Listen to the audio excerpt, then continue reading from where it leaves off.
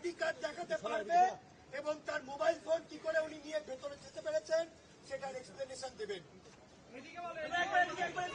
আরে Trinamool Congress, a party of criminals and thugs, এরা একটা ক্রিমিনালকে ঢুকিয়েছিল as counting agent. Bablu Singh, husband of Papiya Singh, আমার এই কুর্তা ছিঁড়ার চেষ্টা করেছিল, কুর্তাটা ছিঁড়েছে, কুর্তা ছিঁড়েছে।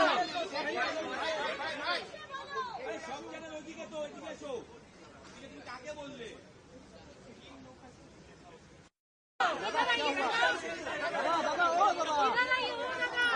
ন্যাশনাল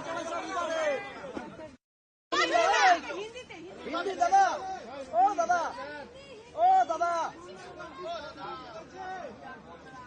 ও দাদা হিন্দিতে বলে দিন একটু।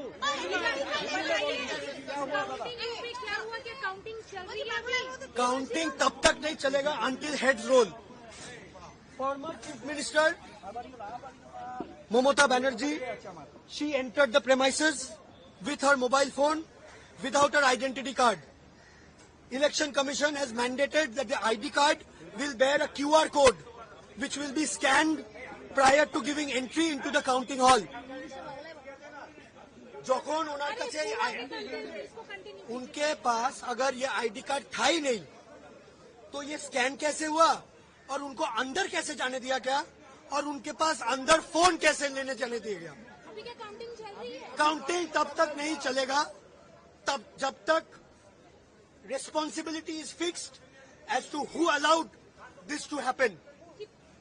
Bengal police and Kolkata police have forgotten their duty because for the last 15 years they have only been licking, I don't want to use that word, they have only been licking something.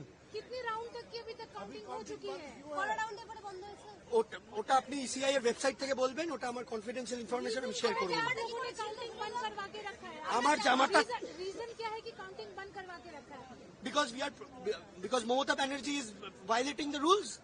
If I am not being allowed to to use my or get my phone inside, अगर मैं लेके नहीं जा सकता मेरा phone, who के हरिदास पाल ममता बनर्जी जे ताके allow करा होबे फोन निये जेते। अभी दोनों ही अंदर है, शुभेंदु अधिकारी, ममता बनर्जी, वो लोग कर क्या रहे हैं बता सकते हैं? लाइक सिटिंग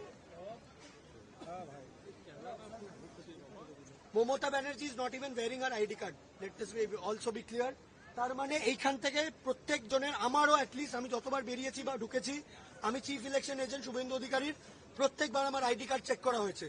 সো যদি উনি আইডি কার্ডটা নাই পড়ে থাকেন তো ওনার আইডি কার্ডটা কিভাবে উইদাউট আইডি কার্ড এখানে এন্ট্রেন্স দেওয়া হলো, আর ওনাকে ফ্রিস্কিং কেন করা হলো না, কেন ওনার থেকে ফোনটা ওনার নেওয়া হলো না, উনি ফোন নিয়ে কি করতে গেছেন?